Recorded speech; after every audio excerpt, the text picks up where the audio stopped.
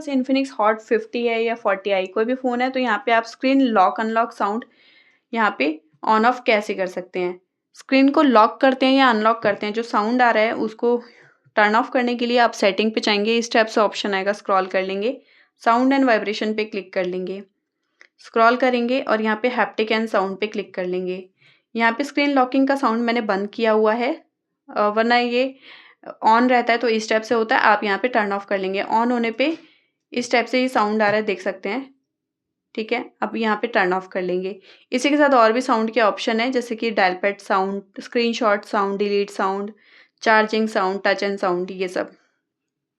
और रही बात वाइब्रेशन की, तो आप यहाँ से इस वाइब्रेशन को बंद कर सकते हैं। तो टच करने पे या स्वाइप करने से कोई भी वाइब्रेशन नहीं होगा। तो इस टाइप से आप यहाँ पे स्क्रीन लॉकिंग साउंड को ऑन ऑफ कर सकते हैं। इसी टाइप की इंटरेस्टिंग वीडियोस के लिए आई बटन पे क्लिक कर लेंगे। मिलते हैं नेक्स्ट वीडियो में, तब तक के लिए नमस्कार।